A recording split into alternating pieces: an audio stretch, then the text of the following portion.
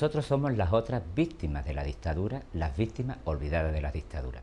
Porque por el hecho de ser homosexual o transexual o gay o, como decían antes, invertidos, no nos merecemos ese tipo de encarcelamiento inhumano. Imagínate después de lo que hemos sufrido, después de tantísimamente, tanto que nos han avasallado, tanto que hemos sido criticados, que ahora reconozca que fue una equivocación, me parece hasta increíble. Parece que estoy soñando y que me voy a despertar y que todo esto es mentira.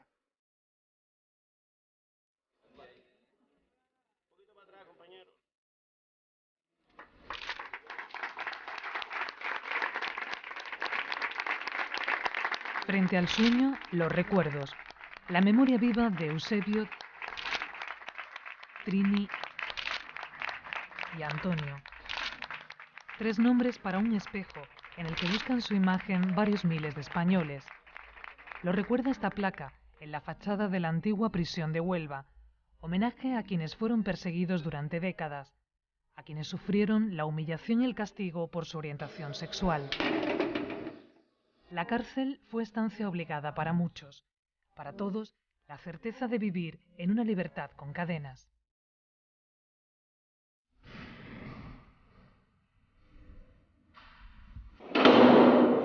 El peor momento fue la llegada de un mundo libre, de un mundo con mi familia, tenés todos los caprichos del mundo, a llegar allí esposada y que te empujan, que te humillan. Eso fue muy duro. Una sensación de desprecio de la sociedad. Entonces dice, bueno, yo, porque me siento mujer, ¿por qué estoy aquí metida? ¿Por qué me llaman de esta manera? ¿Por qué me humillan? ¿Por qué me insultan? Con la distancia del tiempo, Trini recuerda su llegada a la cárcel de Huelva. Era un joven de 17 años y su nombre de mujer era solo un deseo. Hoy recorre las galerías como visitante y sus compañeros de paseo son, paradójicamente, funcionarios que antes la vigilaban entre rejas. Lo que me acuerdo mucho era uno que se pintaba los labios con betún de los zapatos. ¿La Pegaso no? No, y uno que cantaba cosas de Albano. Se había criado entre algodones. Era el más pequeño, junto a su hermano gemelo, de una familia de comerciantes granadinos con 6 hijos. Nacimos chicos, nos bautizaron con nombre de chicos, pero desde pequeña siempre me ha gustado vestirnos con la ropa de mi hermana, cuando se iban a los comercios de mi padre a trabajar, cuando mi madre se iba por ahí, abríamos su armario y nos poníamos sus tacones, sus cosas. Cuando salimos de mi casa con nuestras amigas, esas dos que también estuvieron detenidas, nos vestíamos de la calle, en los ascensores de las casas, abríamos el ascensor, nos poníamos malamente un vestido y lo pintábamos como máscara porque lo sabíamos. Y así nos lo pasamos muy bien, granadas. Los padres y las madres siempre quieren que los hijos sean chicos y las chicas sean mujeres, ¿no? Eso es evidente. Pero luego, con el tiempo, fueron viendo que no hacemos daño a nadie, que vivimos nuestra vida, que somos honestas, honradas, trabajadoras, y eso cura o quita lo otro. Dice, bueno, son así, pero tienen esto bueno. A Trini la detuvieron junto a su hermano y 2 amigos, mientras se divertían en una fiesta en Armilla, a pocos kilómetros de la capital granadina. Y nosotros éramos la atracción de la fiesta. Íbamos de niña, vestida, bailamos, cantamos, zapateando nuestras cosas. Y se un señor, ay, mire, yo estoy guardia civil, no sé qué, y tanto molestar. Y esas niñas que están ahí dando tanto ruido, que se paren de bailar. Nosotros, ignorantes en aquel momento, pues, ay, si nosotros no somos niñas, somos chicos que nos vestimos porque nos gustan esas palabras. 10 minutos más y vinieron 4 parejas de guardias civiles. Y ahí, dentro de la casa, con toda la gente, con todos los invitados, pusieron a las esposas, fíjate qué humillación para todos, humillación y un bochorno, ¿no? Era el verano de 1973 y les condenaron a 3 meses de cárcel. La misma pena que cumplió Eusebio 20 años antes. La primera noche se abrió la celda y yo escuché el cerrojo que se abría y era un famoso carcelero de aquellos que había allí en eso que me quiso violar. Me sacó del calabozo donde yo estaba con 4 o 5 más que habían cogido, prostitutas, ladrones, en fin, y me llevó a otro cuarto. Y para que no vieran que me pegaban, pues no lo quise hacer delante de todo el mundo. puñetazo van y puñetazo vienen.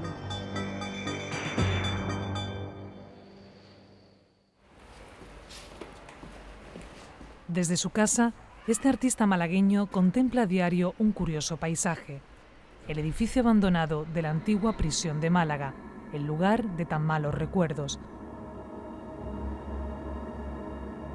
Le detuvieron en un teatro, al final de un concierto al que llegó tarde. Nosotros entramos por el patio de butacas y estaba ocupado. Al estar ocupado, nosotros le dijimos a las 3 personas: mire, estas entradas son nuestras, por favor. Se levantan y dijeron: sí, sí, sí. 2 chicos se levantaron, pero una señora no se levantó. Nos pidió, por favor, que 2 de nosotros nos sentáramos en un mismo asiento, que éramos muy delgaditos, nos contó ella. Cuando nos levantamos, en el vestíbulo había 2 policías. Lo que yo más vergüenza me dio, lo que más me abochornó, lo que más sufrí, que yo no sé ni cómo estoy vivo, es la manera como me esposaron. 90 días de prisión por estar 2 hombres sentados en la misma butaca. Un acto calificado de inmoral, etiqueta con la que el régimen franquista marcaba cualquier elemento que pudiera desviar la columna vertebral de la nueva sociedad surgida tras la guerra, la familia tradicional. Entonces en el 54, 1954 es cuando, aprovechando una ley de la República de 1933, que es la ley de vagos y maleantes, se modifica un artículo y se incluye la homosexualidad como delito, como un delito, digamos, de índole moral. Además así lo ponen digamos, en los prolegómenos de cuando se cambia la ley y tal, y que lo que hay que hacer con ese delincuente es corregirle y ayudarle a reinsertarse en la sociedad. Yo no sabía lo que era homosexualidad, ni lo que era hacer nada de mariquita o que me gustó. A mí en aquella época, naturalmente, me gustaban las muñecas, me gustaban los delantales que mi madre se ponía para hacer la comida, me lo ponía yo, todas esas cosas. Claro, yo no pensaba lo que era el sexo. Eso yo no lo podía pensar, eso fue mucho más tarde, ¿me entiendes? Como la persecución que hemos tenido los homosexuales. Yo de niño, pues lo único que tenía era que por los, ya sabes, los niñatillos de las vecinas, mariquitas, pero no perseguido por policía ni por nada. Eusebio nació en 1929, en el malagueño barrio del Perchel. Su madre, viuda y en la más extrema pobreza, tuvo que hacer filigranas para sacar a sus 3 hijos adelante.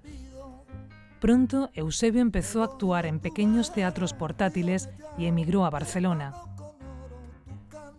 Barcelona, destino de quienes querían hacerse un hueco dentro del espectáculo y refugio para quienes veían entre las calles que rodean las Ramblas un camino más cercano a la libertad.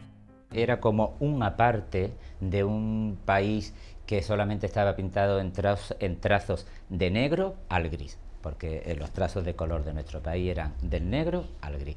Y sin embargo en Barcelona pues parecía que había otro color. Y la verdad que era eso, ¿no? Porque proliferaba mucho el cabaret, la revista, un cierto destape, una cierta liberalidad, una ciudad pues impresionante. Y bueno, eso es lo que también era como una fachada, ¿no? Luego estaba la dureza, porque el régimen no dejaba de actuar en Barcelona, por mucho Barcelona que fuera, ¿no? Me tengo que conformar, soy la que no tiene nombre, y la que a nadie le interesa.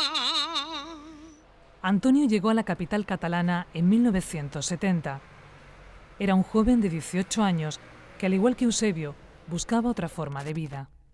Mi padre también en esta ciudad tenía una posición social relevante, porque él era gerente de una fábrica en Málaga, y el clima social que se vivía con respecto a la homosexualidad era tan de terror y estaba sometido a ese régimen de ignominia que entonces nuestras propias familias se veían hasta también presionadas, ¿no? Cuando un padre de familia en aquella época tenía un problema de esto en su familia, lo primero que iba era al cura de la parroquia del barrio a pedirle un consejo, porque era la figura aconsejadora.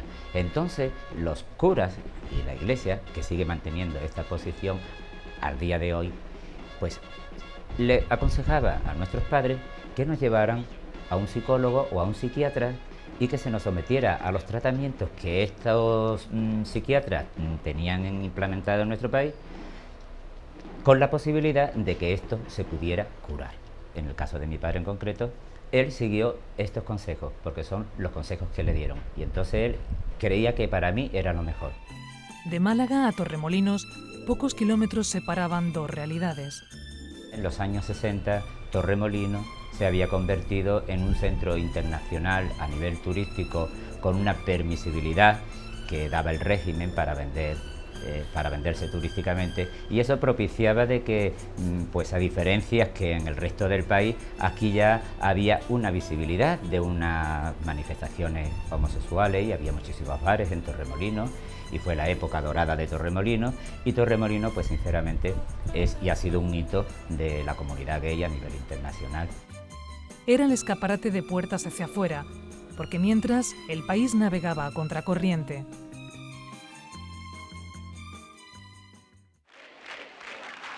En la década de los 70, cuando empiezan los grandes movimientos de liberación y las primeras manifestaciones homosexuales, el régimen crea una nueva normativa, aún más dura, que sustituye a la de vagos y maleantes, la Ley de Peligrosidad Social.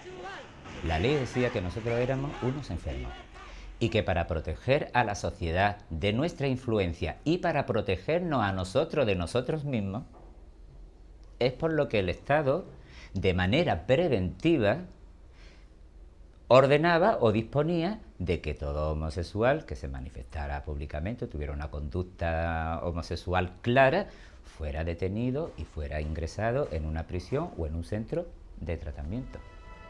Dos cárceles, la de Huelva y la de Badajoz, se especializaron y acogieron a la mayoría de homosexuales. En una rocambolesca clasificación, a la primera envían a los considerados pasivos y a la segunda a los activos. La reinserción consiste, en definitiva, en mandar a la gente a la cárcel con delincuentes comunes, a hacer la vida del delincuente común, que es pues los horarios de cárcel, los trabajos que había en las cárceles. En Huelva pues era habitualmente lo de las cajas de pescado para el puerto, o sogas, o en Badajoz pues en un tiempo era fabricar balones para una empresa de balones, y cuando eso se acabó pues eran flores de papel para la empresa de flores de papel, en fin, cosas así. Antonio fue de los primeros a quienes se les aplicó la Ley de Peligrosidad Social. Su destino, la cárcel modelo de Barcelona. Nosotros en aquella época, para poder hacerle frente a la persecución, no nos conocíamos por nuestros nombres verdaderos. Nosotros todos teníamos apodos, y entonces nos llamábamos por nuestros apodos. ¿Por qué hacíamos esto de los apodos?